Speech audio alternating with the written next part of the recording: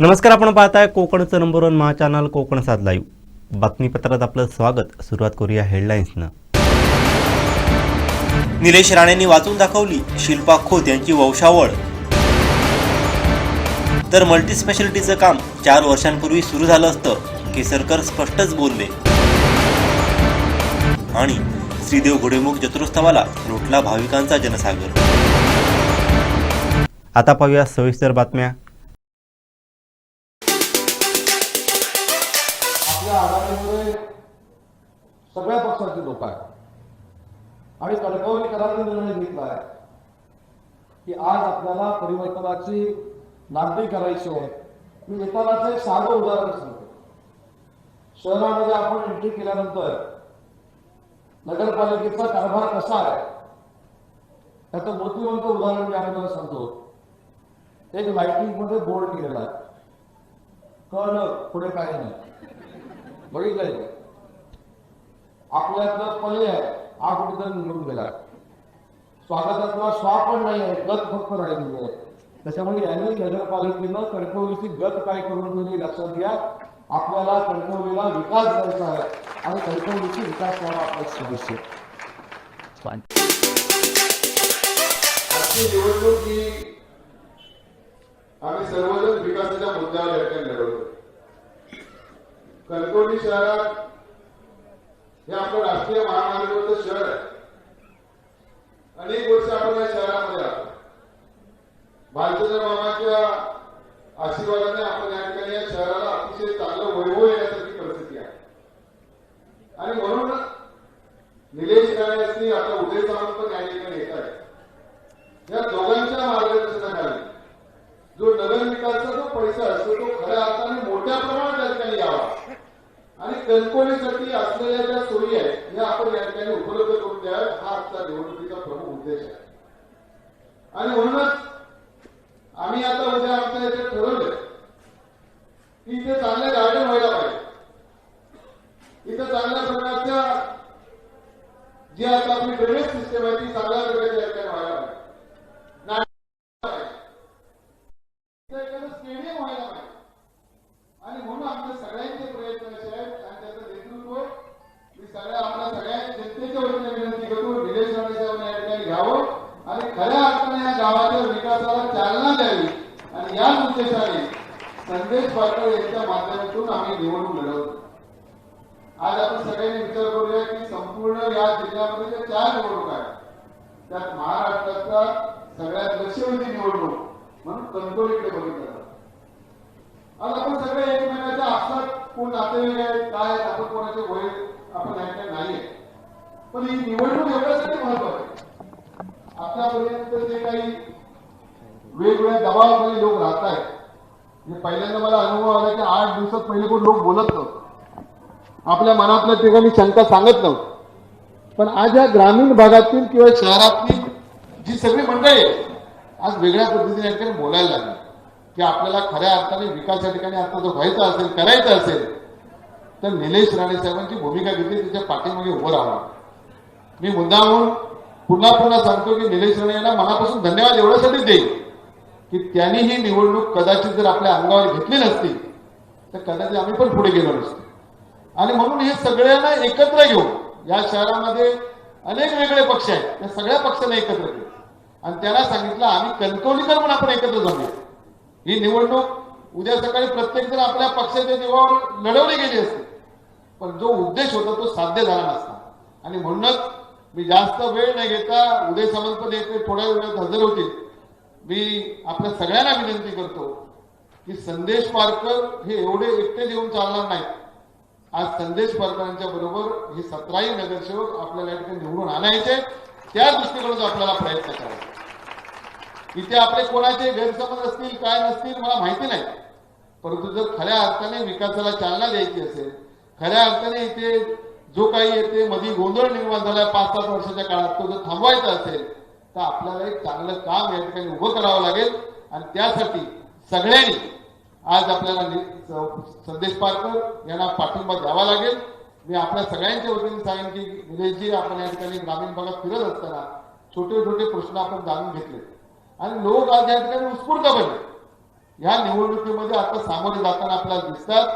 मी या सगळ्या जनतेच्या वतीने सांगेन की आपण जो संकल्प या ठिकाणी केलेला आहे तो पूर्ण करण्यासाठी नगराध्यक्ष आणि जास्तीत जास्त नगरसेवक हे लोक आपल्याला निवडून देतील अशा प्रकारची अपेक्षा व्यक्त करतो आणि या ठिकाणी थांबतोय.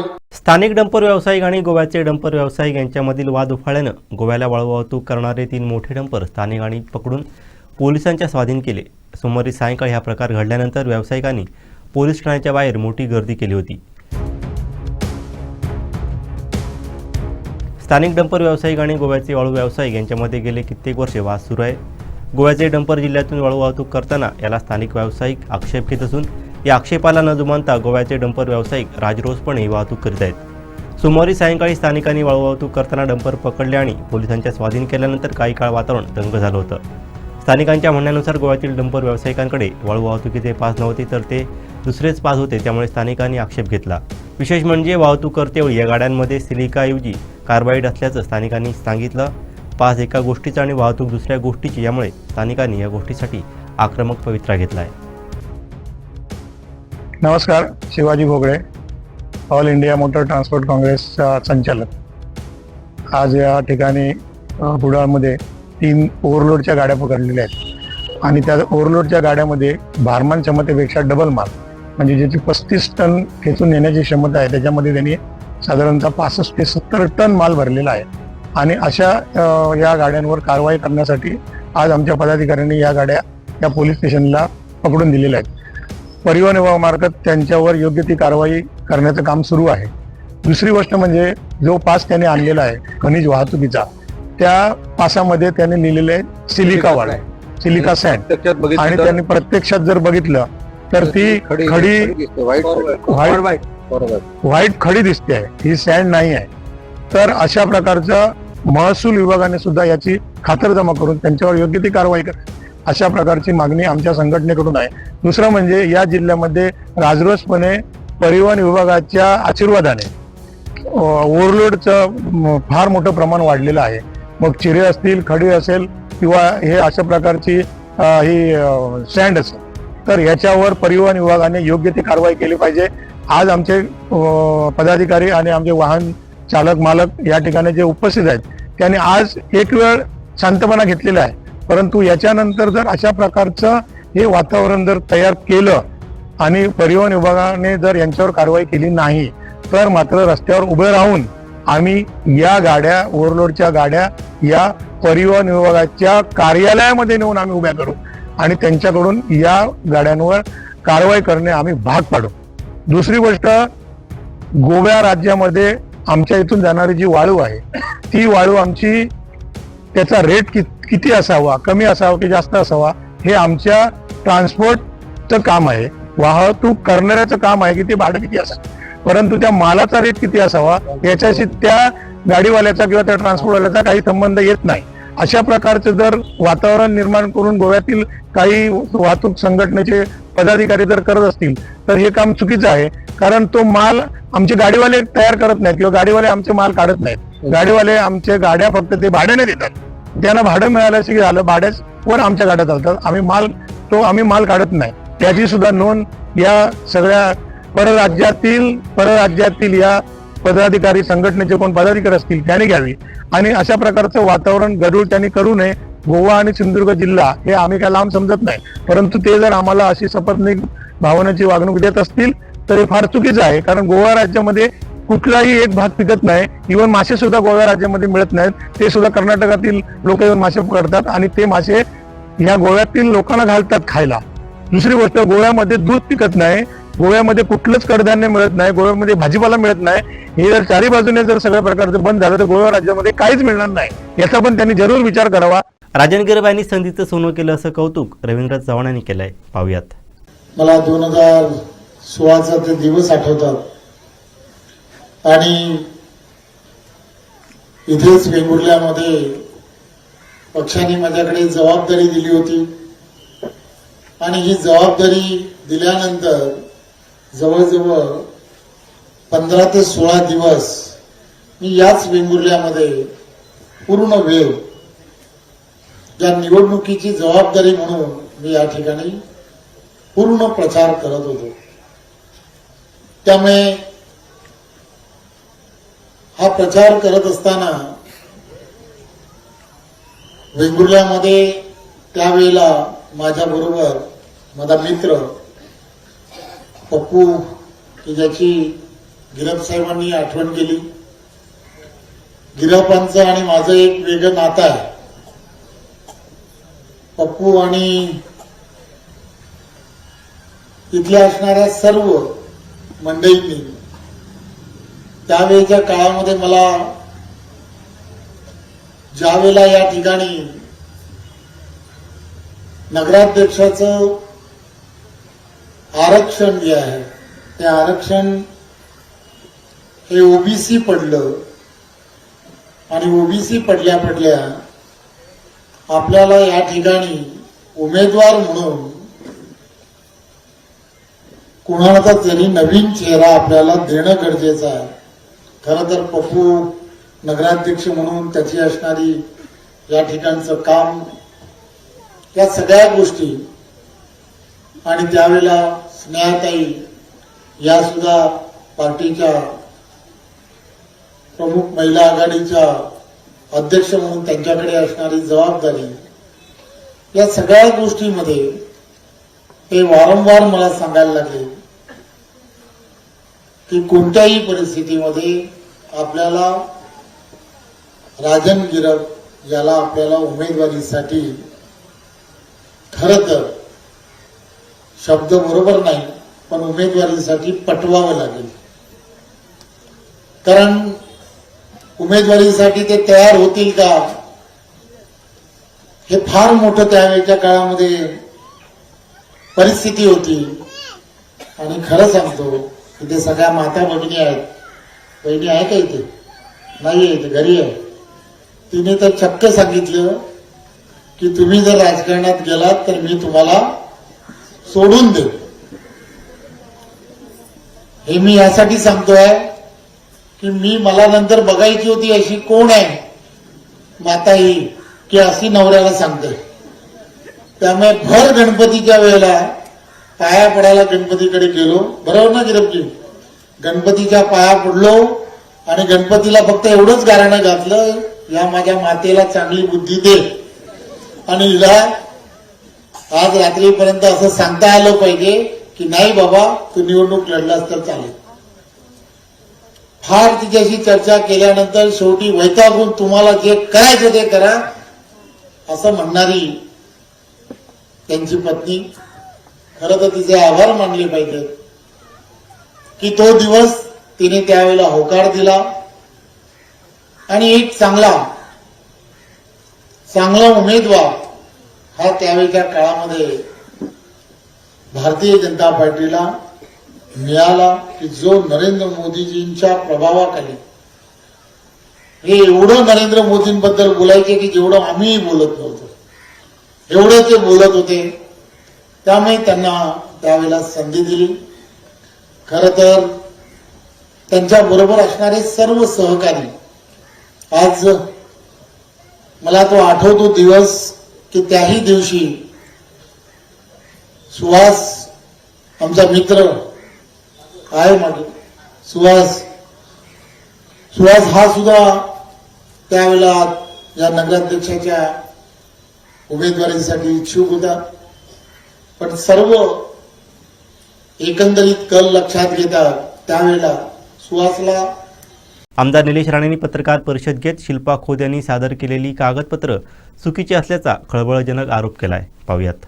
आपल्या समोर मी एक विषय ठेवला होता, तो म्हणजे भारतीय जनता पक्षाच्या उमेदवार सौ शिल्पा यतीन खोत यांनी कुणबी मराठा हे जे जात प्रमाणपत्र दिलं आहे ते खोटं आहे. आणि ते कसं खोटं आहे हे मी काल तुम्हाला सांगितलं होतं की मी तुम्हाला पुराव्यानिशी आपल्यासमोर ठेवणार आहे. हे सांगत असताना तुम्हाला सुरुवातीलाच मी सांगतो, याच्यामध्ये कोणीही म्हणजे भारतीय जनता पक्षाच्या कुठल्याही नेत्यांनी त्यांना मदत केलेली नाही किंवा भारतीय जनता पक्षाच्या कुठल्याही नेत्यांनी, मग ते पालकमंत्री असू दे, कुठलेही नेते असू दे, कार्यकर्ते असू दे, पदाधिकारी असू दे, ह्याच्यामध्ये भारतीय जनता पक्षाचा अजिबात हात नाही. हे मी सुरुवातीलाच आपल्याला नमूद करतो. त्याची नोंद आपण घ्यावी. जे काय केलंय नवरा बायकोनी केलंय आणि ते काय काय केलंय हे मी तुमच्या समोर ठेवतो. जी वंशावळ शिल्पा यतीन खोत यांनी माननीय कार्यकारी दंडाधिकारी साहेब कुडाळ यांच्या समोर अशी केली आहे. सौ शिल्पा यतीन खोत विवाहापूर्वी शिल्पा सुधाकर परब वय वगैरे वगैरे तालुका मालवण जिल्हा सिंधुदुर्ग आज मुक्काम कुडाळ येथे पुढीलप्रमाणे दृढपूर्वक याद्वारे कथन करीत आहे की खाली वंशावळ आहे, त्याच्यामध्ये खापर पंजोबा विठ्ठल भिकाजी परब, त्यांना 2 मुलं महादेव विठ्ठल परब आणि भिकाजी विठ्ठल ब्रॅकेट विठू परब हे पणजोबा. महादेव विठ्ठल परब यांना विठ्ठल महादेव परब म्हणजे आजोबा, त्याच्याखाली सुधाकर विठ्ठल परब म्हणजे वडील आणि काकांची बाजू राजाराम भिकाजी परब हे चुलत आजोबा. त्याच्यामध्ये आश्चर्य करणारी गोष्ट अशी आहे, त्यांनी स्वतःच्याच अर्जामध्ये असं लिहिलं आहे की सौ शिल्पा यतीन खोत विवाहापूर्वी शिल्पा सुधाकर परब वरीलप्रमाणे माझी रक्तसंबंधित वंशावळ आहे, माझी जात हिंदू कुणबी हीच आहे. सदरील प्रतिज्ञापत्र मी माझ्या हिंदू कुणबी या इतर मागास प्रवर्गातील जात प्रमाणपत्राच्या पडताळणीचे काम करीत आहे. मला मिळालं आहे, माझ्याकडे आहे, मी हिंदू कुणबी मराठा आहे असं ते लिहित नाही, पडताळणीचे काम सुरू आहे हे स्वतःच्या अर्जामध्ये त्यांनी लिहिलेलं आहे. हे तुम्हाला मी देतो. त्यानंतर त्यांच्याच अर्जामध्ये दुसरं पान तेच म्हणतायत स्वतः, सदरील त्यांचे जन्मनोंद उतार्यावर त्यांचे नाव भिकाजी बाप विठू भिकाजी परब असे नमूद असून भिकाजी यांचे बाप विठू भिकाजी परब हे आहे, बाप हे नाव नसून त्यात ते वडील आहेत असा उल्लेख करण्यात आला आहे. ह्याच्यात तुम्हाला काय कळलं मला माहीत नाही, त्यांची वर्डिंग आहे ते आता तुम्ही तुमच्या सद्विवेक बुद्धीमध्ये ह्याचं विश्लेषण तुम्हीच करून सांगा नेमकं काय अर्जामध्ये लिहिलं आहे ते. त्यानंतर मोदी लिपी कालच माझ्या भाषणामध्ये लिहिलं, हे त्या मोदी लिपीचं डॉक्युमेंट हेही तुम्हाला मी देणार आहे. त्याचं त्यांचं ट्रान्सलेशन केलंय कोणी, सौ स्वरा सुहास साटम मोदी जाणकार हे त्यांचं पद. आणि मोदी लिपी टू मराठी ट्रान्सलेशन झालंय कधी 17/10/2025. मग त्यांनी काय केलं, पहिला अर्ज केला कुडाळ SDOंकडे. तो अर्ज कधी केलाय 3/11/2025. माननीय उपविभागीय अधिकारी महसूल कुडाळ यांच्याकडे तारीख 3/11/2025 रोजी अर्ज क्रमांक वगैरे वगैरे केला आहे. ही कॉपी तुम्हाला मी देतो. आता जर ऑनलाईन तुम्ही बघितलात ह्या अर्जाचं झालं काय, जो अर्ज 3/11/2025 SDO Kudal sent at 5 PM 18:57 त्याच्यासमोर लिहिलं आहे महादेव विठ्ठल परब यांचे वडील विठ्ठल भिकाजी परब असल्याबाबतचा कुडाळ तालुक्यातील पुरावा सादर करावा. ती केस अजूनपर्यंत पेंडिंग आहे.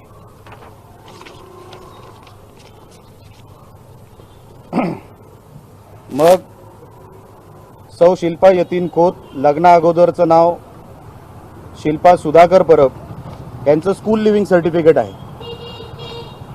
स्कूल लिव्हिंग सर्टिफिकेटमध्ये जात लिहिली आहे हिंदू मराठा, जन्म आहे वेंगुर्ल्याचा. त्यांचे वडील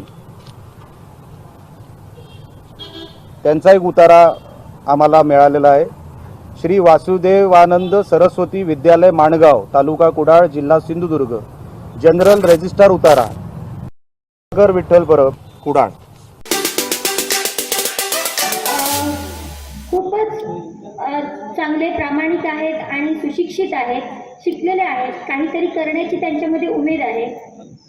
आज सर्वांना सांगू इच्छिते की आज आमच्या केंद्रात, राज्यात आणि जिल्ह्यात ही भारतीय जनता पार्टीची सत्ता आहे आणि तुम्हा सर्वांकडून एक अपेक्षा आहे की जर तिन्ही ठिकाणी आमची सत्ता आहे आणि मालवणवरती जर नगराध्यक्ष म्हणून आमची जर सत्ता आली आणि 20 उमेदवारांना जर तुम्ही आशीर्वाद दिला तर मालवणमध्ये सुद्धा भारतीय जनता पार्टीची सत्ता असून आम्ही सर्व उमेदवार अगदी उमेदीने स्वच्छ कारभाराने आम्ही मालवण नगरपालिकेमध्ये प्रामाणिकपणे काम करू. तुम्ही सर्वांनी आमच्यावरती विश्वास ठेवावा आणि तुमचे आशीर्वाद आम्हाला द्यावे ही विनंती. एका मोठ्या प्रभागात संधी दिली आहे, जिथे एक नगरसेवक ज्यांनी काहीच काम केलेलं नाही आणि तिकडे भरपूर समस्या आहेत. किल्ला सर्व्हिस लायसन आपले पालकमंत्री त्यांच्याकडे बंदर विकास खातं असताना देखील त्यांच्यानी काही पाठपुरावा केलेला नाही त्यांच्याविषयी. त्याचबरोबर नवीन मार्केट जे त्या प्रभागात आहे त्याच्यावर देखील त्यांनी काहीही केलेलं नाही, काही पाठपुरावा आहे तसंच आहे. भाजीवाल मार्केटमध्ये बसणाऱ्यांच्या समस्या, त्यांना होणारा त्रास, पावसात होणारे चिखल, प्लास्टिकची घाण, त्याचबरोबर फिश मार्केटवर मच्छीमार ज्या माझ्या भगिनी आहेत, काकी आहेत, त्यांना बसण्याची योग्यता सोय नाही. त्यांना तिकडे ठेवायला त्यांच्या मासे स्टोरेजचं असतं, त्याच्यासाठी त्यांना काही सोयी नाही. ते कधीही बघितलेलं नाही. मी एकदा जाऊन तिकडे एक निवेदन देऊन त्यांच्यासाठी शेड, जे पाऊस पाडत होता त्यांना त्रास होत होता, कटिंग शेड त्याचा सुद्धा करून तिकडे काहीही पद नसताना, कुठचीही माझी पदं नसताना तिकडे करू शकलो, पण त्यांनी काहीही करता आलं नाही. नुसतं लेबल लावून किंग मेकर हे ते चालू राहिलं. अजून एक म्हणूनच आमच्या पार्टीने त्यांना संधी दिली नाही. त्याचबरोबर वॉटर स्पोर्ट ऍक्टिव्हिटी, त्यांचे डॉक्युमेंट्स, त्यांना होणारे त्रास, मुंबईला जाणारे काहीही असू दे, ते आपल्या पालकमंत्री नितेशजी साहेब राणे यांच्या निगडीत बंदर विकास खातं, फिशरीज खातं च्या निगडीत असलेली कामं केलेली नाही. भुयारी गटार ही एवढी मोठी समस्या देखील त्यांना पुरी करता आली नाही आणि तुम्हाला त्याच्यावरही सगळं मालवणवासीयांना माहितीच आहे भुयारी गटारबद्दल. त्यानंतर भटकी जनावरे एवढा मोठा प्रश्न आहे. पर्यटकपेक्षा जास्ती ते दिसत आहेत मालवणात. ह्याच्यावर देखील काही नियोजन झालेलं नाही आहे. कुठल्याही NGOला घेऊन असं म्हणत नाही आम्ही सुद्धा पॅट लवर आहोत, पण त्यांना काय ती योग्य तो सोय ही झालीच पाहिजे होती. एवढ्या वर्ष काम केल्यानंतर त्या प्रभागातील नगरसेवकाला ती गोष्ट करता आली पाहिजे होती. त्याचप्रमाणे कचऱ्याची समस्या, एकही प्रभागात माझ्या एकही प्रभागातल्या कचऱ्याचं योग्य तो नियोजन नव्हतं. सगळीकडे कचरा, सगळे हॉटेलधारक, एवढे पर्यटक येतात, सर्वात जास्ती पर्यटक माझ्या प्रभागात येतात. मी म्हणजे ज्या प्रभागात माझ्या पार्टीने मला संधी दिली आहे त्या प्रभागात सर्वात जास्ती मालवणातले हे पर्यटक येतात. त्यांना एकदा ते येतात, एवढं आपलं भव्य दिव्य नेव्ही डेच्या दिवशी मोदीजी आले, भव्य दिव्य कार्यक्रम झालेला, त्याच याच्यात पर्यटक देखील वाढलेलं. पण ते पर्यटक जेव्हा येतं मालवणात ते परत आलं पाहिजे, ह्याची पण भान आपण ठेवली पाहिजे आणि त्याच्यावर योग्य तो नियोजन केलं पाहिजे. कचरा हा भरपूर मोठा इश्यू आहे, त्याच्यावर 100% योग्य तो काम केलं जाईल. त्याचप्रमाणे पब्लिक टॉयलेट, बहुतेक घरांना पब्लिक टॉयलेट मालवणात नाहीये.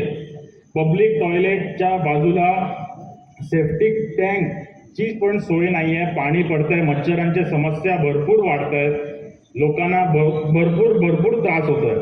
तरी पण एक शेवटचा 1 मिनिटात संपवतो. तरी पण त्यांना अजून पण हे सगळं न करता एक त्यांच्याकडे कुठचा विश्वास आहे माहित नाही, पण दुसऱ्यांबद्दल वाईट बोलणं हेच करू शकतात. सकाळी जाऊन आता माझ्याबद्दल सुद्धा अपप्रचार चालू आहे. तो सकाळी 12 वाजता उठतो, ते माझ्या घरी काय करायला येतात माहित नाही मला, पण त्यांना कसं माहित नाही. तुमचं काम करायला माझ्या घरी येतात मला माहित नाही सकाळी, पण त्यांचा हे अपप्रचार माझ्याबद्दल चालू आहे. त्याला गोव्याला बिझनेस आहे, आम्ही व्यवसाय गाव, आमचा गोव्याला नाही, आम्ही सगळीकडे बिझनेस करायला हे करू, पण आम्ही मालवणमध्येच राहून करू शकतो एवढी आमच्याकडे धमक आहे. पण त्यांच्यानी देखील काहीतरी केलं पाहिजे स्वतःचं. नगरपालिका हा आमच्यासाठी कधीच व्यवसाय राहणार नाही आणि 100% आम्ही तिकडे जनतेला न्याय देण्यासाठी फक्त आलेलो आहे आणि समाजसेवेसाठी आलेलो आहे. हे ध्यान ठेवून एक संधी सौरभ श्रीकृष्ण तामणकर यांना द्या. 100% तुम्हाला रिग्रेट होणार नाही. सावंतवाडी नगर परिषदच्या निवडणुकीसाठी प्रभाग क्रमांक 10 मध्ये नगराध्यक्ष पदाच्या उमेदवार श्रद्धाराजे भोसले युवराजनी त्यांनी प्रचाराला जोरदार सुरुवात केलेली आहे. प्रभाग क्रमांक 10चे भाजपचे उमेदवार ॲडव्होकेट अनिलजी निरवडेकर आहेत. त्याचबरोबर वीणा जाधव या इथले उमेदवार आहेत. त्यांचे पती माजी नगरसेवक विलास जाधव आपल्यासोबत आहेत. काय सांगाल, युवराजनी पण इथे आलेले आहेत, घरोघरी प्रचार करत आहे, कसा प्रतिसाद मिळतो? आज आमच्या ताई या BJP पक्षाकडनं नगराध्यक्षाच्या उमेदवार म्हणून सर्व लोक तळागाळातल्या लोकांपर्यंत आज समाज मंदिर प्रत्येक खोलीमध्ये जाऊन त्यांच्या समस्या जाणून घेतल्या. सगळ्या लोकांच्या इथे पाण्याच्या समस्या आहेत, आणखी काय समस्या आहेत, ह्या सगळ्या जाणून घेतल्या. त्यांनी लोकांना आश्वासित केलंय की आपण त्या नगराध्यक्ष झाल्यावर जेवढ्या लवकर होईल तेवढे त्या लोकांचे आपण प्रश्न सोडवणार. लोकांनी त्यांना एवढा विश्वास दिलाय की आम्ही ह्यावेळी कमळ, तिन्ही मतं कमळ ह्या निशाणीला घालून आम्ही राजवाड्याचे हात बळकट करणार. आणि ज्या पद्धतीत आज ताईंना प्रतिसाद मिळतोय ते असं मला वाटतं की यांना आता पुढे प्रचार करण्याची काही गरज नाही आहे. पण ते आज लोक जे म्हणतात की ते जात नाहीत, बोलत नाहीत, ते आज त्यांनी बघितलं लोकांचा प्रेम काय तो, कसे लोक त्यांना. आता तुम्ही आता इथे आल्यावर तुम्ही हे बघितलं की लोक त्यांना घरातनं सोडत नाहीत. अशी आज परिस्थिती आहे. जे विरोधक काय बोलत आहेत त्याच्यात काही तथ्य नाही. आमच्या मॅडम ह्या नगराध्यक्ष म्हणून 100% विजयी होणार. का आमचे अनिल निरवडेकर साहेब आहेत, हे आज वेल एज्युकेटेड.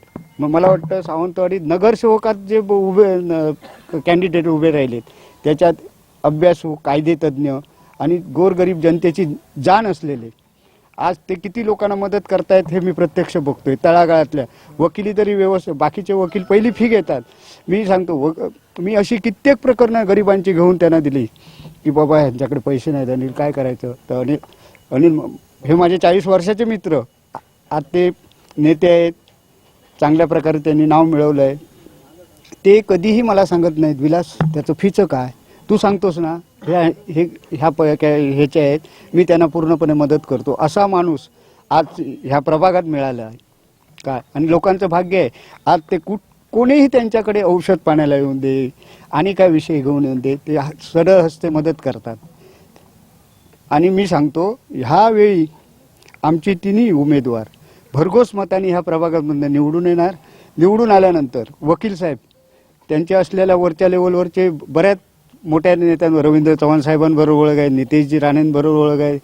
आणि ते एकदा डोक्यात घेतलं की सरकारी निधी येणार आणि आपण काम करणारच. हे आमदार लेवलचे तो सुद्धा निधी ह्या प्रभागात आम्ही खर्च करणार. आणि ताई तर आमच्याबरोबर आहेच. ताईंनी आता सगळ्यांच्या समस्या बघितलेल्या आहेत, त्यांना काय करायचं ह्या त्यांनी बघितलेलं आहे. त्याच्यामुळे इथे कमळ हे फुलणारच. आणि लोकांनी ठरवलंय की आम्ही कमळाशिवाय दुसरीकडे जाणार नाही. कारण लोकांना माहिती आहे की आता मी दुसऱ्यावर टीका आणि टिप्पणी करून आम्ही मतं मिळवणार नाहीत. आम्ही फक्त विकासाचं व्हिजन घेऊन लोकांकडे जातो. आम्ही असं कधीही सांगितलं नाही हा उमेदवार आहे तो त्याचा असा ह्याचा असा, लोक ठरवतील ना, आम्हाला त्याचं काही देणं घेणं नाही. आम्हाला फक्त एकच माहिती आहे, आम्हाला ह्या प्रभागाचा संपूर्ण विकास आणि ही जी जोडगोळी आहे हे सावंतवाडीचा विकास करतील. हे प्रभागापुरता अनिल निरवडेकर हे प्रभागापुरते राहणार नाहीत, तर ते आपल्या सर्व बुद्धीचा, पूर्व ताकदीचा, त्यांच्या असलेल्या वरच्या लेवलच्या सर्व कॉन्टॅक्टचा ह्या सावंतवाडी शहरासाठी फायदा होणार आहे. यांच्याबद्दल काय सांगायचीच गरज नाही. यांना काम करताना कोणी भ्रष्टाचारून भेटूच शकत नाही. भ्रष्टाचार मुक्त जर कारभार हवा असेल तर ताईंना मतदान लोक करायला पाहिजेत. आणि ताई निवडून आल्यावर सावंतवाडीचं रूप मी सांगतो 5 वर्ष पण लागणार नाही, 1-2 वर्षात संपूर्ण शहराचं रूप पालटून जाईल. आता जास्त बोलत नाही. हे भाजपचे उमेदवार आहेत. कमळ ही आमची निशाणी आहे. संपूर्ण सावंतवाडीकरांनी, माझी नगरसेवक म्हणून सांगतोय, संपूर्ण सावंतवाडीकरांनी कमळ ह्या निशाणीवर केंद्रित होऊन नगराध्यक्ष सहित जे 20 उमेदवार उभे राहिलेत त्यांना भरघोस मतांनी निवडून द्या. कारण ह्याच्या कोणतरी उलटे फुलटे आले तर ठरावाला विरोध होईल, चांगल्या कामाला विरोध होईल. ताईंना अशी मेजॉरिटी द्या की ताईंचं जे व्हिजन आहे डोक्यात हे झालं पाहिजे, हे केलं पाहिजे, अशी त्यांनी लोकांना संधी दिली पाहिजे. लोकांनी त्यांना निरवडेकर साहेब, तुम्ही पहिल्यांदाच या प्रभागातनं उभे राहताय, काय विश्वास व्यक्त करताय, प्रतिसाद तुम्हाला कसा मिळतोय? कसं माहिती आहे की आम्ही या प्रभागात संपूर्ण फिरत असताना सुरुवातीला वेगवेगळ्या ठिकाणी कॉर्नर मिटिंग्स घेतल्या. कॉर्नर मिटिंग्स घेऊन तिथले प्रॉब्लेम्स जाणून घेतले आणि ते प्रॉब्लेम सॉल्व्ह करण्याचा प्रयत्न केला आणि ते प्रॉब्लेम सॉल्व्ह झाल्यानंतर आम्ही प्रभागात फिरायला सुरुवात केली आणि त्याच्यानंतर प्रचार सुरू केला. आपल्याला माहिती असेल की जुस्तीनगर, लक्ष्मीनगर हे आपल्याकडचे पॉकेट हे असे आहेत की त्या ठिकाणी अक्षरशः रस्त्यांची चाळण झालेली होती. कारण त्या कॉन्ट्रॅक्टरने काही एका बाजूने पूर्ण असा रस्ता खोदून ठेवलेला होता. त्या लोकांना आम्ही आश्वासित केलं की पहिल्यांदा आम्ही हा प्रॉब्लेम सॉल्व्ह करणार, हा प्रॉब्लेम सॉल्व्ह झाल्याशिवाय तुमच्याकडे आम्ही मत मागायला येणार नाही. तो प्रॉब्लेम सॉल्व्ह झाला. डेफिनेटली नेक्स्ट डे आम्ही त्या ठिकाणी जाऊन तिथे फिरलो आणि या प्रभागामध्ये ज्या समस्या आहेत त्याच्यावर पूर्ण आम्ही स्टडी केला. काय काय गोष्टी आहेत ते कॅप्चर्ड केल्या. आता त्या कॅप्चर्ड केल्याप्रमाणे त्याची अंमलबजावणी येणाऱ्या 5 वर्षात आपल्याला 100% या ठिकाणी दिसेल अशी मी ग्वाही देतो. निश्चितच युवराजनी सगळ्यात शेवटचा हा प्रभाग आहे आणि जेव्हा मतमोजणी होईल तेव्हा शेवट हा प्रभाग ओपन केला जाईल, इथली मतपेटी ओपन केली जाईल. काय सांगता, इथनं तुम्हाला कसा प्रतिसाद मिळतो आणि काय विश्वास व्यक्त करता? मी मतच्या विषयामध्ये नाही बोलणार. मी फक्त हे बोलणार की आज आम्ही घरोघरी फिरले आहे आणि लोकांची आमची भेट झाली आहे. त्यांची परिस्थिती बघून वाईट वाटते की त्याच्यावर ते लक्ष दिलं नाही गेलं आहे. तर आमच्या ते प्रयत्न असणार की त्यांच्या लाईफस्टाईल कसं आम्ही सुधारू शकते. आम्ही त्यांना आश्वासन दिलं आहे आणि आमचे विचार व्यक्त केले आहे. आम्ही फक्त ते आशा करणार की ते आम्हाला ते काम करायची संधी देणार. बाकी त्यांच्यावर आहे आणि पाटेकरवर आहे. पण जो प्रश्न विचारला ताईंना त्या प्रश्नाचं उत्तर मी देतो. सावंतवाडी मतदारसंघात ज्यावेळी 3 तारखेला मतमोजणी सुरू होईल त्यावेळी 9 प्रभाग झाल्यानंतर 10व्या प्रभागाची ज्यावेळी मतमोजणी सुरू होणार त्यावेळी 100% ताईंना या प्रभागातून सगळ्यात जास्त वोट्स असणार ही मी 100% या ठिकाणी ग्वाही देतो. धन्यवाद. 1 तारीखनंतर ते दिसणार नाहीत असं म्हणत संजीव परब यांनी विरोधकांना टोला लगावलाय. पाहूयात. ही 11 कोटी आलेले परतून गेले. जर वेंगेला ते नगराध्यक्ष करू शकतो तर सावंतवाडीच्या नगराध्यक्षाने ते केलं पाहिजे होतं. आणि यासाठी मी जेव्हा नगराध्यक्ष झालो निधी परतून जाऊ नये म्हणून मी स्वतः उपोषणाला बसलो होतो की तो निधी परत यावा. आणि माझ्यावर लोबो मॅडम पण आल्या होत्या. माझ्या विरोधात असताना सुद्धा त्या आल्या होत्या. पण बबन सावकारांना त्या तेव्हा थांबवू शकल्या नाहीत. पण मी उपोषणाला बसलो. म्हणजे हे काम साळगावकरांमुळे सावंतवाडीतले 11 कोटी गेले. त्याच्यामुळे अशा व्यक्ती परत राजकारणात येऊन हेच करणार. माणसाचे कधी विचार बदलत नसतात, तेच राहतात. त्यासाठी विजन लागतं आणि ते विजन निश्चित आमच्याकडे आहे. आमची इथं 4-5 अनुभवी मंडळी आम्ही आहोत या पॅनलमध्ये. पण इथं सगळी नवीन चेहरे आहेत. आम्ही नवीन चेहऱ्यांना संधी दिलेली आहे. याच्यात तुम्हाला 2 नंबरवाला धंदेवाला कोणी नाही आहे. स्वच्छ प्रतिमेचे इथे सगळे नगरसेवक आहेत. इतरांच्या पॅनलमध्ये 2 नंबरवाले आहेत. मी असं बोलत राहतो म्हणून बाईने सांगत होतो की भाई तुम्हीच बोला. पण भाई बोलले तू बोल. तर आता ऐकलं पाहिजे. बोलतो. तलावाचा विषय मी तुम्हाला सांगितला. मी नगराध्यक्ष असताना मी पूर्ण फाईल वाचली आणि त्यासाठी आमचे अधिकारी हजर न राहिल्यामुळे भोसले घराण्याकडे त्याचा निकाल लागला की तो त्यांच्या बाजूने आणि त्यावर नगरपालिकेने परत स्टे घेतली आणि ते अजूनही चालले. असे नगराध्यक्ष बसून परत आपल्याला तलाव हा कोणाच्या स्वमालकीचा करायचा नाही आहे. तो सावंतवाडीकरांचा राहिला पाहिजे आणि जर राहिला पाहिजे तर नगरपालिकेवर सत्ता ही शिंदे सेनेची जायला पाहिजे. मग तो आम्ही आहोत. तो 100% तलाव हा सावंतवाडीकरांचाच राहणार हे मी तुम्हाला ठासून सांगतो. तुम्हाला आज वाटेल संजीव राजकीय भाषण करतो. मी 2 दिवसात ते 3 दिवसात पुराव्यानिशी सादर करणार आहे. तो तलावाचं काय होईल पुढे ते तुम्ही समजतात. तेवढं राजकारण सोपं नाही आहे. मल्टीस्पेशालिस्ट हॉस्पिटल बाईने 40 कोटी रुपये आणले, आज अडकून आहे. एवढंच जर विजन असेल तर देऊन टाका फुकट जागा, का नाही देत? एवढ्या अटी शर्ती घालून ते हॉस्पिटल कसं होणार? त्यामुळे काही गोष्टी आहेत, तलावाचे विषय आहेत,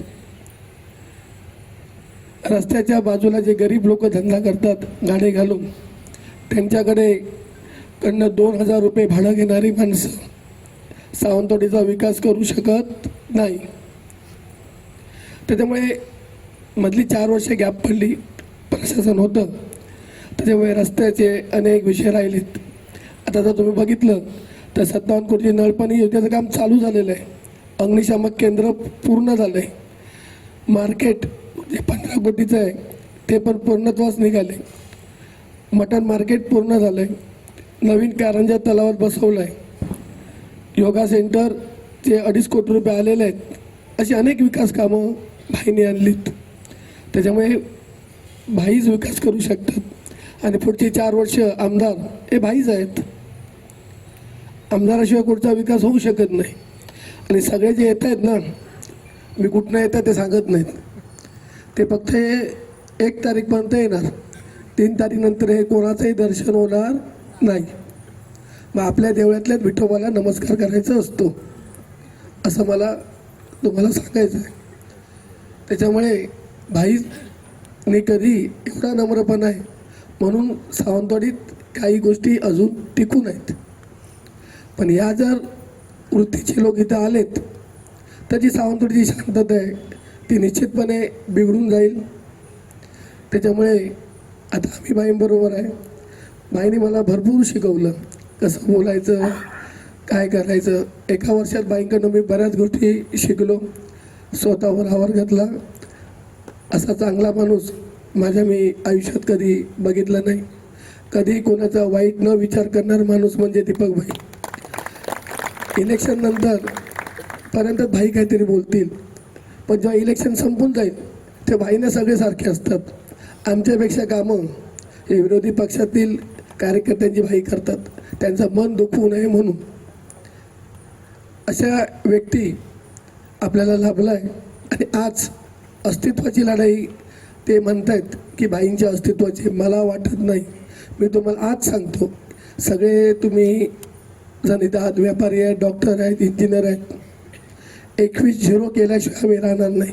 काही होऊ दे, 21-0 होणार. मराठी बोलता येत नाही, चला आम्ही मान्य करतो. लिहिता तरी आलं पाहिजे, वाचता तरी आलं पाहिजे.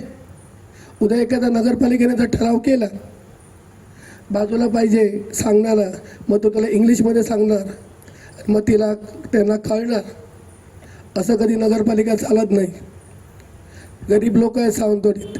तुम्ही जर झिरगामध्ये कधी जाऊन बघा किती गरिबी आहे. 70% लोक कसे राहतात, वाटेत कोण थांबवणार हो? यांचा हात पकडू शकतो आम्ही, यांचा आम्ही हात पकडू शकतो रस्त्यावर, थांबा हे तुम्ही काय केलं. बाकी कोणाचा पकडणार हात? तुम्ही थांबवू शकत नाही आणि घरामध्ये जाऊ शकत नाही. आमची दारं काय मोकळी असतात. 7 वाजता लोक माझ्या घरी येतात, 6:30 वाजता ग्रामीण भागातनं गाड्या येतात ना, 7:30 वाजता आमच्याकडे चहा तयार असतो सगळ्या कार्यकर्त्यांसाठी, लोकांसाठी. आमची दारं उघडी असतात.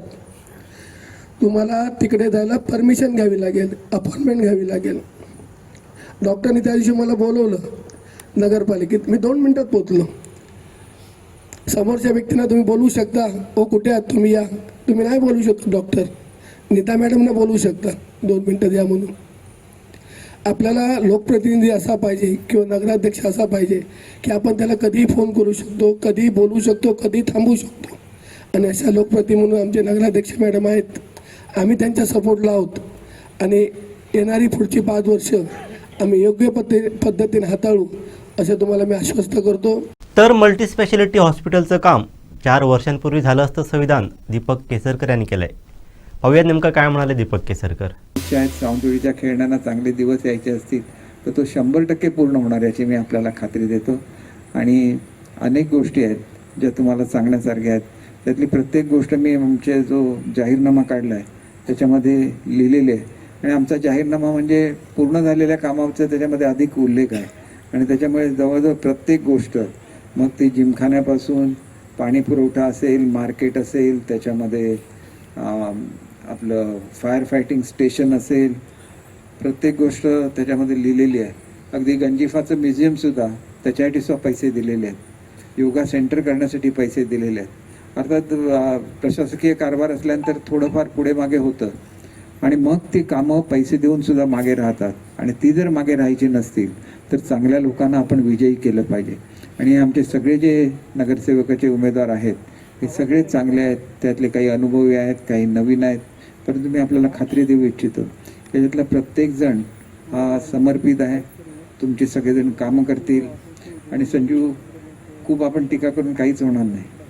आपल्याला शेवटी लोकांचे आशीर्वाद पाहिजे तर आपण नम्रपणेच आशीर्वाद घेतले पाहिजेत. काही तुम्ही सांगितलं ते वस्तुस्थिती आहे. काही गोष्टी लोकांना माहिती नसतात तर त्यांच्या निदर्शनाला आणून दिल्या पाहिजेत. उदाहरणार्थ तुम्ही मोती तलावाचं उदाहरण दिलं, ते उदाहरण बरोबर आहे. मल्टी स्पेशालिटीचं उदाहरण दिलं, उदाहरण बरोबर आहे. परंतु त्याच्यामध्ये टीका असता कामा नये. आपण प्रेमाने सुद्धा ह्या गोष्टी, माझ्या मल्टी स्पेशालिटीचा उल्लेख माझ्या ह्याच्यामध्ये आहे. कारण एवढी मोठी जमीन ज्याला आम्ही नावावर करून देतो त्याला त्याच्यामध्ये कुठलीही अट न टाकता त्याच्यावर सह्या झाल्या पाहिजेत. त्या झाल्या असत्या तर मल्टी स्पेशालिटी 4 वर्षापूर्वीच त्याचं काम सुरू झालं असतं. ही वस्तुस्थिती आहे. आणि त्याच्यामुळे जसं मल्टी स्पेशालिटीचं आहे तसंच एस.टी. स्टँडचं आहे. एस.टी. स्टँड दुरुस्त करायला पैसे मी 75 लाख रुपये मंजूर करून घेतले होते. परंतु एस.टी. स्टँड एवढ्या मोक्याच्या ठिकाणी आहे तर तिथं अतिशय सुंदर असं जर स्टँड होऊ शकला आणि त्याच्यामध्ये कोट्यावधी रुपयाचा खर्च होणार तर तो BOTवरच होऊ शकतो. त्याच्यामुळे BOTच्यासाठी शासनाने मान्यता दिलेली आहे. त्याच्यासाठी आर्किटेक्टची नेमणूक केलेली आहे आणि लवकरच त्याचं अतिशय चांगलं असं देखणं रूप हे लोकांच्या समोर येईल याची मला खात्री आहे. दरम्यानच्या काळामध्ये काही अडचणी होत्या, त्याच्यामध्ये खड्डे पडलेले होते. तिथे सगळीकडे पेवर ब्लॉक मी बसवून घ्यायला सांगितलेत. बऱ्याच ठिकाणी पेवर ब्लॉक बसवले आहेत. काही ठिकाणी असतील तर ते सुद्धा बसवले जातील. परंतु प्रत्यक्षात ज्यावेळेला एस.टी. स्थानक उभं राहील त्यावेळेला ते अतिशय भव्य असेल अशी मी आपल्याला खात्री देतो. अशाच प्रकारे सावंतवाडीतल्या प्रत्येक भागामध्ये वेगवेगळे, जसं मी आपल्याला सांगितलं की हेल्थ पार्क आपण मुद्दाम जाऊन बघा की केवढं आता सुंदर आतमधून केलेलं आहे. तर ते आंतरराष्ट्रीय दर्जाचं होणार आहे आणि ते तसं झालं तरच ते चालू शकणार. शिल्पग्राममध्ये पूर्वीच्या काळामध्ये आपल्याला बघितलं की त्या ठिकाणी प्रात्यक्षिकं केली जायची. आज ती प्रात्यक्षिकं बंद आहेत. परंतु काळाच्या ओघात हळूहळू मला सावंतवाडीवर अधिकचं लक्ष द्यायला लागेल ही वस्तुस्थिती आहे. आणि त्याच्यामुळे मध्यंतरीच्या काळामध्ये थोडंसं माझ्या आजारपणामुळे थोडंसं सावंतवाडीवर दुर्लक्ष झालेलं असलं तर मी त्याच्याबद्दल दिलगिरी व्यक्त करतो. प्रकृती ठीक झाल्यानंतर जास्तीत जास्त वेळ हा सावंतवाडी शहरासाठी दिला जाईल याची मी आपल्याला खात्री देतो. आपण बराच वेळ थांबला याच्याबद्दल मी आपले मनापासून आभार मानतो. आणि मी आपल्याला कळकळीची विनंती करतो की हा जरी संवाद असला तरी निवडणूक अगदी तोंडावर आलेली आहे आणि त्याच्यामुळे आमच्या सर्व सहकाऱ्यांना आपलं प्रेम द्या, आपला पाठिंबा द्या. आमदार दीपक केसरकर यांच्या नेतृत्वाखाली पालकमंत्री असताना अनेक कोटी रुपयांचा निधी या वेंगुर्लेला आम्ही दिला आहे आणि याचे साक्षीदार सचिन वालावलकर आहेत, असं विधान उदय सामंत यांनी केलं आहे. पाहूयात. तुम्हाला माहिती आहे या जिल्ह्याचा मी 2.5 वर्ष पालकमंत्री होतो. त्यामुळे वेंगुर्ल्याचं नाट्यगृह कोणी केलं हे तुम्हाला माहिती आहे. वेंगुर्ल्याचं भाजी मार्केट कोणी केलं हे तुम्हाला माहिती आहे. वेंगुर्ल्याचं क्रीडा संकुल कोणी केलं हे तुम्हाला माहिती आहे. निशांत तलावाची उंची 7.5 कोटी रुपये देऊन कोणी वाढवली हे तुम्हाला माहिती आहे. जवळजवळ 3.5 कोटी रुपयाचा जिल्हा नगरोत्थानमधनं निधी या वेंगुर्ल्याला कोणी दिला हे देखील आपल्याला माहिती आहे.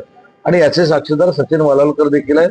दीपक केसरकरांच्या नेतृत्वाखाली पालकमंत्री असताना अनेक कोटी रुपयाचा निधी या वेंगुर्ल्याला मी दिलेला आहे आणि त्याची जाण वेंगुर्लेकरांना नक्की आहे. मी खात्रीपूर्वक सांगतो की 3 तारखेला रिझल्ट शिवसेनेच्या धनुष्यबाणाचाच असेल. उद्या रवींद्र चव्हाण येत आहेत प्रदेशाध्यक्ष. यानंतर शिवसेनेचे कोणते बडे नेते येतील तुमचे? यामध्ये महत्वाची भूमिका अशी आहे की रवींद्र चव्हाण साहेब येत असतील किंवा अन्य कोण येत असतील, हा लोकशाहीतला एक भाग आहे. आम्ही जिथं मैत्रीपूर्ण लढत लढतोय मैत्रीपूर्ण लढत लढतोच आहे ना. आणि म्हणून मी सांगितलं की वेंगुर्लेकर ज्यांना मी लहानपणापासून बघितलं तो स्वाभिमानी आहे, बॅरिस्टर नाथपैंना मानणार आहे. त्याच्यामुळे कुठच्याही आमिषाला ते बळी पडणार नाहीत. इथं विजय हा धनुष्यबाणाचाच होईल ही खात्री आहे एक इथला नागरिक म्हणून मला आहे. मी भाईनं अनेक वेळा सांगितलं, कारण माझ्या राजकीय जीवनाची सुरुवात देखील त्यांच्या समोर झाली. माझ्या राजकारणाचा चढता आलेख देखील त्यांच्या समोर त्यांनी बघितलेला आहे. मी कधी कधी कुतूहलानं भाईंना विचारतो की तुम्ही एवढं सगळं सहन कसं करता. हे सहनशीलतेचा, पराकोटीचा म्हणजे पराकोटीचं एक व्यक्तिमत्व म्हणजे सहनशीलता किती असावी हे भारतात नाही देशात जर कोण असतील तर हेच असतील. म्हणजे सहनशीलता, जे काय समोरचे बोलतायत, जे काय समोरचे करतायत, जे काय टीका करतायत ते शांतपणानं ऐकायचं, परंतु करताना माझ्या गावाचा, माझ्या शहराचा, माझ्या मतदारसंघाचा विकास झाला पाहिजे आणि त्या विकासानंच मी टीकाकारांना उत्तर देईन हे सांगणारं महाराष्ट्रातलं आमच्या जवळचं नेतृत्व म्हणजे दीपकभाई केसरकर आहेत. हे देखील सांगताना मला मनापासूनचा आनंद होतो. पण मला सगळ्या इथल्या ज्येष्ठ मंडळींना एक विनंती करायची आहे. हल्ली झालंय कसं की आक्रमकता हा एक काही नवीन शब्द आलेला आहे. आक्रमकता असली पाहिजे. मी समजू शकतो की विचारांची आक्रमकता असली पाहिजे, पण आक्रस्थळेपणा असू नये या मताचा मी आहे. आज विचारांची आक्रमकता ही बॅरिस्टर नाथपैंनी आमच्यामध्ये रुजवली, मधु दंडवते साहेबांनी आमच्यामध्ये रुजवली, सुरेश प्रभूंनी आमच्यामध्ये रुजवली. म्हणजे प्रत्येक ठिकाणी आक्रमकता म्हणजे छाती पुढं काढूनच गेलं पाहिजे आणि हात वर करूनच गेलं पाहिजे अशातला भाग नाही. तर आक्रमकता जर विचाराची असेल तर आपण देखील आपल्या विभागाचा कायापालट करू शकतो. हे भाईंनी अनेक वेळा दाखवून दिलंय. मोठमोठे प्रकल्प आज मी देखील सांगतो, आज माझ्या विजयामध्ये देखील दीपकभाई केसरकरांचा वाटा आहे. कसा आहे तर दीपकभाई केसरकर अर्थराज्यमंत्री होते त्यावेळी त्यांनी चांदा ते बांदा ही योजना आणली. ती नंतर काही कारणानं बंद पडली, पण त्या योजनेचं नाव नंतर सिंधुरत्न योजना झाली आणि त्या सिंधुरत्न योजनेतनं माझ्या मतदारसंघातल्या अनेक लोकांना लाभ मिळाला. म्हणून माझ्यासारखा कार्यकर्ता पुन्हा एकदा 50,000 मताधिक्यानं निवडून आला. त्याच्यामध्ये देखील दीपकभाईंचा वाटा आहे. आणि म्हणून या सगळ्या मंडळींना अतिशय चांगल्या पद्धतीनं आपण सहकार्य केलं पाहिजे. मला वाटतं कुणीतरी सांगितलं मला आत्ताच, सगळ्यात कळीचा मुद्दा आणि सगळ्यात राजकीय आखाडा आमचा संजू परबांचा वॉर्ड झालेला आहे. म्हणजे घराघरात जाऊन संजू परब निवडून येऊ नयेत यासाठी नेताताई प्रयत्न करतायत. पण मी हे देखील सांगतो की संजू परबांचा विजय देखील आजच निश्चित आहे. कोणी कुठेही जरी फिरले तरी संजू परब पराभूत होऊ शकत नाहीत आणि आमच्या नगराध्यक्षाच्या उमेदवार पराभूत होऊ शकत नाहीत. पण आपण सगळे जनतेची बांधलेलं असलं पाहिजे. मगाशी मला कोणीतरी सांगितलं वेंगुर्ल्यामध्ये एक पुस्तकच दिलं, इथं पुस्तक छापलंय की नाही मला माहीत नाही. भाईंनी 5 वर्षामध्ये वेंगुर्ल्याच्या शहराचा कशा पद्धतीनं कायापालट केला हा पुरावा भाईने दिलेला आहे. त्याच्यामध्ये निशाण तलाव असेल, नाट्यगृह असेल, मच्छी मार्केट असेल, भाजी मार्केट असेल. हे मी अभिमानानं का सांगतो कारण वेंगुर्ला माझा गाव आहे. मी लहानपणी जेव्हा वेंगुर्ल्यामध्ये यायचो किंवा कॉलेज जीवनामध्ये वेंगुर्ल्यामध्ये यायचो तर कुठेतरी विचार करायचो की आमच्या वेंगुर्ल्यामध्ये काही बदल होणार आहे की नाही. पण आता आल्यानंतर जो सगळा क्रांतिकारी बदल दिसतो तो माननीय दीपकभाई केसरकरांमुळेच दिसतो. हे देखील प्रामाणिकपणानं आपण सगळ्यांनी मान्य केलं पाहिजे. मला इथल्या सगळ्या ज्येष्ठांना, महिला भगिनींना एक हात जोडून विनंती करायची आहे की सावंतवाडी नगरपालिका ही कुणी प्रतिष्ठेची केली मला माहीत नाही, पण सावंतवाडी नगरपालिका ही शिवसेनेच्या प्रतिष्ठेची आहे, दीपकभाई केसरकरांच्या प्रतिष्ठेची आहे. दीपकभाई केसरकरांनी जो विकास केला आहे त्या विकासाच्या प्रतिष्ठेची आहे, विकासाला मतदान करणारी आहे. आणि म्हणून सगळ्या ज्येष्ठ मंडळींना, तरुण सहकाऱ्यांना आणि महिला भगिनींना विनंती करायची आहे की धनुष्यासमोरचं बटन दाबून आमच्या नीताताईंना आणि आमच्या सगळ्याच उमेदवारांना आपण आपली सेवा करण्यासाठी सावंतवाडीच्या नगरपालिकेच्या सभागृहामध्ये पाठवावं. एवढीच तुमचा एक सहकारी म्हणून मी आपल्याला विनंती करणार आहे. आणि शेवटी आपण राजकारण करत असताना कुठेतरी क्रायटेरिया ठरवला पाहिजे. कुठेतरी काम करण्याची कुवत आणि काम करण्याची ताकद नक्की कोणामध्ये आहे हे देखील ठरवून घेतलं पाहिजे. काही लोक भावनिक आवाहन करतात, काही लोक ऐतिहासिक आवाहन करतात, काही लोक अजून काय काय करतात. ह्याच्याशी वैयक्तिक माझं तरी प्रचार करताना काही घेणं देणं नाही. पण माझं घेणं देणं एकाच गोष्टीशी आहे की ज्या माणसानं स्वतःचं आयुष्य या सावंतवाडीच्या विकासासाठी समर्पित केलं. आज मी जेव्हा वेंगुर्ल्यामध्ये होतो मी सचिन वालवलकरांना विचारलं की दीपकभाई कार्यक्रमाला का उपस्थित नाहीत. त्यांनी सांगितलं की त्यांची तब्येत बरी नाही. आज तब्येत बरी नसताना देखील तुमच्याबरोबर ते संवाद साधतायत. प्रकृती बरी नसताना देखील या सावंतवाडीचा विकास होण्यासाठी ते अहोरात्र मेहनत करतायत. त्याच्यामुळे खरं तर तुम्ही भाईला सांगितलं पाहिजे की तुम्ही 4 दिवस विश्रांती घ्या आणि 3 तारखेला विजयी मेळाव्याला तुम्ही उपस्थित राहा. हे तुम्ही सगळ्यांनी सांगून पुन्हा एकदा ही सावंतवाडीची नगरपालिका तुम्ही शिवसेनेच्या म्हणजे माननीय दीपकभाई केसरकरांच्या ताब्यामध्ये द्यावी. एवढीच तुमचा एक हितचिंतक म्हणून, तुमच्या जिल्ह्यातला एक नागरिक म्हणून मी आपल्याला विनंती करतो. राज्याचा उद्योग मंत्री म्हणून हा देखील शब्द देतो की बेरोजगारी दूर करण्यासाठी जे जे काही सिंधुदुर्ग वासियांसाठी करावं लागेल ते करण्याची तयारी दीपकबाईंच्या नेतृत्वाखाली नक्कीच माझी आहे. परंतु आपल्या मुलांनी देखील एक प्लान जर तयार करून, एक आराखडा तयार करून सांगितलं की अशा पद्धतीची इंडस्ट्री मला सावंतवाडीमध्ये पाहिजे. मला मॅडम तुम्हाला अजून एक विनंती करायची आहे की महिला भगिनी फार मोठ्या संख्येने इथं उपस्थित आहेत. मी महाराष्ट्रामध्ये एक संकल्पना आणली. मुख्यमंत्री माझी लाडकी बहीण योजना तर माननीय एकनाथ शिंदे साहेबांनी आणली, पण मुख्यमंत्री रोजगार निर्मिती योजना नावाची एक योजना आहे. त्याच्यामध्ये तुम्ही जर क्लस्टर तयार केलं तर 10 कोटी रुपयापर्यंतचा 80% निधी हा माझ्या डिपार्टमेंटकडनं मी महिला भगिनींसाठी देऊ शकतो. ते फार मोठं क्लस्टर, महाराष्ट्रातलं पहिलं क्लस्टर आपण सावंतवाडीमध्ये तयार करावं आणि माझ्या सगळ्या महिला भगिनींच्या हाताला काम द्यावं ही देखील विनंती करतो. एक टार्गेट करूया की माझ्या सावंतवाडी शहरातली 500 मुलं आणि मुली स्वतःच्या पायावर उभी राहिली पाहिजे. पण ते पर्यटनाच्या व्यवसायातनं राहिली पाहिजेत, नारी निवास योजनेतनं राहिली पाहिजेत, फूड ट्रकमधनं राहिली पाहिजेत. ज्या ज्या काही त्यांच्या संकल्पना असतील त्या संकल्पनेतनं 500 मुलींना एका वर्षात स्वतःच्या पायावर मुख्यमंत्री रोजगार निर्मिती योजनेमधनं त्यांना उभं करायचं. हा संकल्प देखील बाईंच्या नेतृत्वाखाली तुम्ही करा. सगळं मंत्रालय मी सावंतवाडीमध्ये घेऊन येतो, अजिबात चिंता करण्याची आवश्यकता नाही. मगाशी तुम्ही सांगितलं की आम्ही काम गतिमान पद्धतीनं करतो. अख्खं मंत्रालय सावंतवाडीमध्ये येईल. अख्खं मंत्रालय नुसतं सावंतवाडीमध्ये नाही येणार. नाही, महिलांनी टाळ्या वाजवण्यापेक्षा महिलांनी 2 तारखेला टाळी वाजवत वाजवत धनुष्यबाण दाबा ही माझी विनंती आहे. पण मी दिलेला शब्द विसरत नाही. तुम्ही 3 तारीख झाल्यानंतर कुठची तारीख मला सांगा. महिलांच्या सक्षमीकरणासाठी, महिलांना स्वतःच्या पायावर उभं करण्यासाठी आणि माझ्या तरुण सहकाऱ्यांना किमान दर महिन्याला लाखभर रुपये मिळाले पाहिजेत, यासाठी माझी मुख्यमंत्री रोजगार निर्मिती योजना पूर्ण सिंधुदुर्ग जिल्ह्यामध्ये राबवण्याची आम्ही आज या कार्यक्रमाच्या निमित्त आपण जर बघितलं तर ज्या पद्धतीनं विकास आघाडीला पाठिंबा मिळतोय त्याच्यामुळं नगराध्यक्ष आणि सगळे नगरसेवक निवडून येतील अशी आम्हाला पूर्ण खात्री आहे. आणि जी एक शंका कायमस्वरूपी व्यक्त केली जाते की मी आणि निलेशजी, संदेश पारकर हे UBTचे जिल्हा प्रमुख आहेत, त्यांच्या प्रचाराला येतोय, तर त्याचा खुलासा देखील मी केला की ऑलरेडी संदेश पारकरनी त्यांच्या सगळ्या पदांचा राजीनामा दिलेला आहे. कणकवलीवासियांना आवश्यक ही शहर विकास आघाडी झालेली आहे. अचानक आम्हाला युती करतो म्हणून सांगून जे फॉर्म भरता आले नाही, त्याच्यामुळे आता आम्ही काय करायचं, तर ज्यांनी शहराची संकल्पना मांडली नागरिकांनी, त्यांनी जी शहर विकास आघाडी केलेली आहे त्याला मी आणि निलेशजींनी पाठिंबा दिला. एकट्या नितेश राणेंना रोखण्यासाठी सगळ्यांना एकत्र यावं लागलं आणि त्यांच्यासाठी राणेंना घ्यावं लागलं असं पालकमंत्री म्हणतात. पहिली गोष्ट अशी आहे की नितेशजींबद्दल मला देखील, निलेशजींना देखील आदर आहे. आम्ही कोणाच्याही विरोधामध्ये इथे भाषण केलेलं नाही.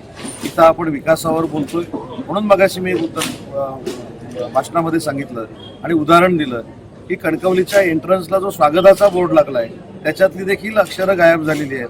अशा पद्धतीचा कणकवलीकरांना विकास नकोय, तर शाश्वत विकास पाहिजे. आणि त्याच्यासाठी पालकमंत्री नितेशजी असतील, रवींद्र चव्हाण असतील, यांच्या विरोधात काय आम्ही इथं आलेलो नाही. शेवटी आमची राज्यामध्ये युती आहे, केंद्रामध्ये देखील युती आहे, परंतु कणकवलीमध्ये देखील विकासाची गंगा ही आणली पाहिजे. त्याच्यासाठी आम्ही देवेंद्रजींना विनंती करू आणि एकनाथ शिंदे साहेबांना देखील विनंती करू. हेच मी मालवणला म्हणू शकतो. सिंधुदुर्गात युती न होण्यासाठी रवींद्र चव्हाण जबाबदार आहे असं देखील निलेश राणे यांनी सांगितलं. मला असं वाटतं की 8 दिवसात त्याच्यावर बोलून आम्ही आता थकलेलो आहे. आता आम्हाला विकासाची कामं सिंधुदुर्गामध्ये काय करायची आहेत त्याच्यावर आज आम्ही दिवसभर चर्चा केली आणि म्हणून मी स्पष्टपणानं सांगितलं की जे सिंधुदुर्गचं चित्र आहे, राणेसाहेबांना अभिप्रेत असलेला विकास हा राणेसाहेबांच्या नेतृत्वाखाली झाला. त्याच पद्धतीनं आता सिंधुदुर्गवासियांच्या निलेशजींकडनं अपेक्षा आहेत आणि ते त्यांच्या नेतृत्वाखाली आम्ही सगळी पूर्ण करतोय. हा संदेश देणाऱ्या या 4 निवडणुका आहेत आणि त्याच्यामध्ये आम्ही यशस्वी. पहिल्या दिवशी आपण जे उमेदवार आहेत नगराध्यक्ष पदाचे त्यांनी पहिल्याच दिवशी सर्वपक्षीय साथ घातली होती, मात्र UBT कुठेतरी या ठिकाणी मागे पडलेली पाहायला मिळते. असं कारण आपण काय? आता तुम्हीच सांगितलं तर बरं झालं ना. त्याच्यामुळे युती असण्याचा प्रश्नच येत नाही. शहर विकास आघाडी आहे, त्याच्यावर शिक्कामोर्तब तुम्हीच केला, आम्ही सुटलो त्या संकटात. साहेब, कणकवली शहरामध्ये बोगस मतदारांचा मुद्दा उपस्थित झाला आहे. भाजपाचे उमेदवार जे आहेत नलावडे यांच्या संदर्भात निलेश राणे. 2 महत्त्वाच्या गोष्टी याच्यामध्ये सांगतो की एका घरामध्ये 169 मतं कशी असू शकतात याचा शोधच घेणं गरजेचं प्रभागामध्ये. आणि दुसरी महत्त्वाची गोष्ट की मालवणचा जो एक प्रकार घडलेला आहे की मराठा समाजाच्या व्यक्तीनं अचानक OBC समाजाचा दाखला घेतला आहे. हा तर जिल्ह्यातल्या मराठा समाजाचा पण अपमान आहे आणि OBC समाजाचा देखील अपमान आहे. आणि स्वतः निवडून येण्यासाठी बोगस नोंदणी करायची हे देखील योग्य नाही आणि त्याचा तपास करावा ही निलेशजींची मागणी आहे. त्याच संदर्भात माजी आमदार वैभव नाईक यांच्या घरावर सुद्धा बोगस मतदार नोंदणी झाल्याचा आरोप भाजपकडून माझं म्हणणं असं आहे की ज्यांच्यावर हे आरोप झाले त्यांच्याकडची चौकशी केली तरी काही फरक पडत नाही. शेवटी लोकशाहीच्या मार्गाने निवडणुका आम्हाला लढवायच्या आहेत. म्हणूनच मी सांगितलं की पालकमंत्र्यांना किंवा प्रदेशाध्यक्षांना असं टार्गेट करून आम्ही इथं काय आलो नाही आणि कुठच्याही एका व्यक्तीच्या विरोधात सगळ्यांनी एकत्र व्हावं यासाठी आघाडी झालेली नाही, तर विकास करण्यासाठी झालेला आणि विकासाचा मुद्दा घेऊनच आम्ही पुढे जाऊ. भविष्यामध्ये विकास आघाडी निवडून आल्यानंतर देखील आम्ही पालकमंत्र्यांकडेच विकास निधी मागायला जाणार आहोत. याचबरोबर संदेश पारकर यांनी जो आज आता तुम्ही सांगितलं की राजीनामा दिला, तर संदेश पारकर हे भविष्यात शिंदेच्या शिवसेनेमध्ये प्रवेश करणार आहेत. आधी त्यांना नगराध्यक्ष होऊ दे, ते शहर विकास आघाडीचे आहेत, नंतर ते काय करणार आहेत त्याच्यावर त्यांची एक मुलाखत आम्ही मोठी घेऊ, नंतर ठरवू. पण सध्या कुठच्याही पक्षाचा बॅनर नसलेली ही आघाडी आहे आणि तुम्हाला कदाचित जर माहिती नसेल तर अजून एक सांगतो की याच्यामध्ये अदृश्य भाजपाचे देखील हात आहेत. त्याच्यामुळे आम्ही कोणाच्या विरोधात एकत्र झालो अशातला भाग नाही. शेवटी ही प्रोसेस आहे आणि त्या प्रोसेसमध्ये प्रचाराला आम्ही आलो. पहिल्याच प्रचार सभेत निलेश राणे असं म्हणाले होते की मी आहे, अजून कोणाची गरज आहे. मात्र पुन्हा एकदा आपण देखील आला, इथून पुढे अजून कोणी वरिष्ठ असणार आहेत का? एक लक्षात घ्या, निलेश जना किंवा इथल्या सगळ्या माझ्या सहकाऱ्यांना माझ्यासारख्या कार्यकर्त्याची खरोखरच आवश्यकता नाही. मी सिंधुदुर्गामध्ये ज्यावेळी मालवणला पहिल्यांदा आलो त्यावेळी देखील हेच वाक्य सांगितलं की ज्या नियोजन पद्धतीनं निलेशजींच्या नेतृत्वाखाली प्रचार होतोय तसा प्रचार शिकण्यासाठी आणि तो माझ्याकडे करण्यासाठी मी इथं आलेलो आहे. त्याच्यामुळं आपण कोणीही आमच्या दोघांमध्ये गैरसमज पसरवण्याचा प्रयत्न केला तरी तो होणार नाही. नगर परिषद निवडणुकीच्या रणधुमाळीला आता खऱ्या अर्थाने जोर आलेला पाहायला मिळतोय. सर्वच पक्षांकडून प्रभावी प्रचार यंत्रणा राबवली जाते. दरम्यान आज वेंगुर्ला नगर परिषदेच्या निवडणुकीच्या पार्श्वभूमीवर भाजपची जाहीर प्रचार सभा होती आहे. निवडणुकीची तारीख जाहीर झाल्यानंतर किंवा प्रचार सुरू झाल्यानंतर, प्रचाराला वेग आल्यानंतर प्रथमच वेंगुर्ल्यामध्ये भाजपची जाहीर सभा होते आणि या जाहीर सभेसाठी भाजपचे प्रदेशाध्यक्ष रवींद्र चव्हाण, त्याचप्रमाणे पालकमंत्री नितेश राणे हे या सभेत उपस्थित राहणार आहेत आणि उपस्थितांना संबोधित करणार आहेत. विशेष या सभेवर लक्ष लागून राहिलेलं आहे कारण प्रदेशाध्यक्ष रवींद्र चव्हाण हे वेंगुर्लेच्या या रणधुमाळीत मैदानात उतरत आहेत, नगर परिषद निवडणुकीच्या मैदानात उतरत आहेत. त्यामुळे ते काय बोलणार याकडे सर्वांचं लक्ष लागून राहिलेलं आहे. पालकमंत्री नितेश राणे सुद्धा 4-5 वेळा या वेंगुर्ल्यामध्ये निवडणुकीचा आढावा त्यांनी घेतलेला होता. कॉर्नर या ठिकाणी बैठका सुद्धा त्यांनी घेतलेल्या होत्या, मतदारांशी चर्चा केलेल्या होत्या. मात्र आज जाहीर सभेतून ते या ठिकाणी संबोधित करणार आहेत. विशेष म्हणजे जर 2016च्या निवडणुकीचा जर विचार केला तर या निवडणुकीमध्ये वेंगुर्ला नगर परिषदेवर जे भाजपचे दिलीप गिरब आहेत ते नगराध्यक्ष म्हणून विराजमान झालेले होते आणि संपूर्ण सिंधुदुर्ग जिल्ह्यामध्ये पहिला नगराध्यक्ष हा भाजपचा विराजमान झालेला होता. दिलीप गिरब हे विराजमान झालेले होते आणि या निवडणुकीमध्ये प्रदेशाध्यक्ष रवींद्र चव्हाण आहेत ते स्वतः मैदानात उतरलेले होते. रवींद्र चव्हाण यांनी या मैदानात उतरून 2016च्या निवडणुकीमध्ये भाजपचा नगराध्यक्ष निवडून आणलेला होता. यामुळे आता जाहीर सभेच्या माध्यमातून रवींद्र चव्हाण पुन्हा एकदा वेंगुर्ले नगर परिषदेच्या या निवडणुकीच्या मैदानात उतरत आहेत. काय बोलणार याकडे लक्ष लागून राहिलेलं आहे कारण मागच्या जर निवडणुकीचा विचार केला तर रवींद्र चव्हाण यांनी या संपूर्ण वेंगुर्लेच्या मैदानात उतरत आपला करिश्मा हा मागच्या नगराध्यक्ष ज्यावेळी दिलीप गिरब निवडून आलेले होते त्यावेळी आपला करिश्मा दाखवलेला होता आणि भाजपचा नगराध्यक्ष निवडून आलेला होता. आणि आता त्यावेळी जे नारायण राणे होते ते काँग्रेसमध्ये होते आणि त्यावेळी काँग्रेसचे सुद्धा नगरसेवक निवडून आलेले होते. मात्र आता नितेश राणे हे भाजपचे या ठिकाणी पालकमंत्री आहेत, त्यांची सुद्धा ताकद ही भाजपच्या सोबत आहे. त्यामुळे आगामी या निवडणुकीमध्ये काय रिझल्ट देतो याकडे सर्वांचं लक्ष लागून राहिलेलं आहे. तर आज दुपारी 3 वाजता याच माणिक चौकामध्ये ही भाजपची जाहीर प्रचार सभा होते आणि याला बरेचसे सर्वच भाजपचे जे स्थानिक पदाधिकारी आहेत ते सुद्धा उपस्थित राहणार आहेत. त्यामुळे या सभेकडे विशेष लक्ष आहे ते लागून राहिलेलं आहे. कोकणचा लाईव्हसाठी दीपेश परब, वेंगुर्ला.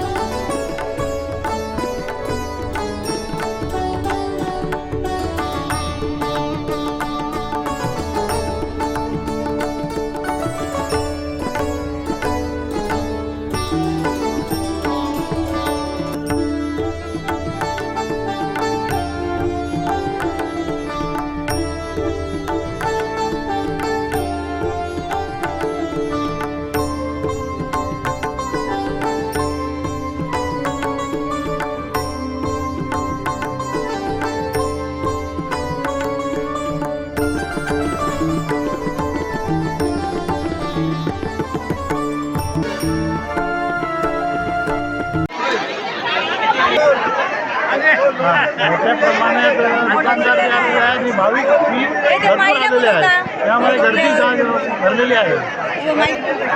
आणि या अशा भाविकांनी प्रत्येकाने असा लाभ घ्यावा ही विनंती आहे. हिंदळे गावचं ग्रामदैवत कालभैरव आणि भैरवी देवी यांचा उत्सव, प्रथमतः कालभैरव जयंती उत्सव कार्तिक महिन्यात अष्टमीला दरवर्षी संपन्न होतो आणि देवदीपावली यात्रोत्सव एकादशीपासून अमावस्येपर्यंत कार्तिक महिन्यात 5 रात्री आणि 6वा देवदीपावलीच्या दिवशी यात्रोत्सव अशा स्वरूपाचा कार्यक्रम ग्रामदैवत कालभैरव मंदिर हिंदळे येथे संपन्न होतो. एकादशीपासून अमावस्येपर्यंत सुरू होणाऱ्या या यात्रोत्सवात रोज प्रथमतः डाळप, त्यानंतर सायंकाळी ग्रामदेवतेची आरती, त्यानंतर पोथीपुराण, पालखी सोहळा संपन्न झाल्यानंतर रात्र गोंधळी, कीर्तन अशा स्वरूपाचे 5 रात्री कार्यक्रम आणि त्याचबरोबर वेगवेगळ्या स्वरूपाचे धार्मिक कार्यक्रमही मंदिरात साजरे केले जातात. देवदीपावलीच्या दिवशी पहाटे 4:30 ते 5 वाजल्यापासून विशेषतः माहेर वासनींची देवी भैरवी देवी हिच्या ओटी भरण्याचा कार्यक्रम सुरू होतो. सायंकाळी 6 ते 7 वाजेपर्यंत मंदिरात पहाटे 5 वाजल्यापासून यात्रोत्सव असतो. दशक्रोशीतील भाविक मोठ्या प्रमाणावर कालभैरव देवतेचं दर्शन घेण्यासाठी येत असतात. त्याचबरोबर हिंदळे ग्रामवासीय आणि बाहेर स्थित असलेले कुटुंबीय आणि माहेरवासनी हे सुद्धा मोठ्या प्रमाणावर ग्रामदैवत कालभैरवाच्या यात्रोत्सवासाठी दरवर्षी गावी येत असतात. देवस्थान कमिटीमार्फत भाविकांची दर्शनाची व्यवस्था होण्यासाठी दरवर्षी स्वयंसेवकांची नेमणूक तसेच ग्रामस्थांमार्फत महाप्रसाद, भंडारा अशा माध्यमातून ग्रामदेवतेची सेवा या यात्रोत्सवाच्या कालावधीत ग्रामस्थांकडून केली जाते आणि अशा स्वरूपात हिंदळे येथील ग्रामदैवत कालभैरवाचा यात्रोत्सव देवदीपावलीच्या दिवशी संपन्न होतो. प्रतिवर्षाप्रमाणे यावर्षी हिंदळे काळभैरव देवालयात आमचा जत्रोत्सव छानपैकी पार पाडलेला आहे. ग्रामस्थांचं सहकार्य आणि आलेल्या भाविकांनी केलेलं सहकार्य यामुळे आम्ही निर्विवाद कुठल्याही प्रकारचे कार्यक्रमाला गालबोट न लावता निर्विघ्नपणे आमचा कार्यक्रम पार पडलेला आहे.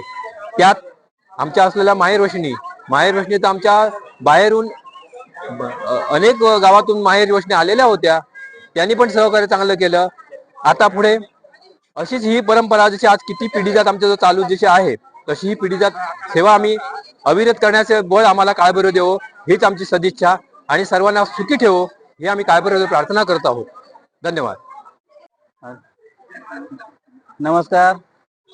दरवर्षीप्रमाणे यावर्षी देवदीपावली निमित्त आमच्या श्री इंधळे गावची काळभैरव यात्रोत्सव आज या इंधळे गावाला प्रतीकाशी जवळजवळ मानलं जातं.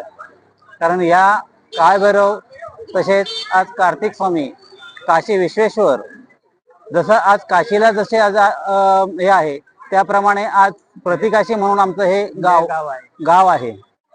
त्याप्रमाणे दरवर्षीप्रमाणे आज भाविक मोठ्या संख्येने दरवर्षीपेक्षा यावर्षी खूप मोठ्या संख्येने आज भाविक उपस्थित राहिले आणि आमच्या या काळभैरवाचा महिमा अगाध आहे. हिंदळे गावात ही जत्रा काळभैरव येथे ही जत्रा संपन्न झाली आहे. आम्ही या जत्रेत खूप एन्जॉय केलं. मोठ्या संख्येने भाविक भक्तांनी लाभ घेतला आहे आणि देवदिवाळी निमित्त या जत्रेत खूप मोठ्या संख्येने भाविक येत असतात. शेवटी ठळक घडामोडी पुन्हा एकदा. निलेश राणेंनी वाचून दाखवली शिल्पा खोत यांची वंशावळ. तर मल्टी स्पेशालिटीचं काम 4 वर्षांपूर्वी सुरू झालं असतं, केसरकर स्पष्टच बोलले. आणि श्रीदेव घोडेमुख जत्रोत्सवाला लुटला भाविकांचा जनसागर. बातमीपत्रात वेळ झाली ते थांबण्याची. पाहत राहा बदलत्या कोकणचा बुलंद आवाज. कोकणचा नंबर 1 महा चॅनल कोकण साध लाईव्ह. धन्यवाद.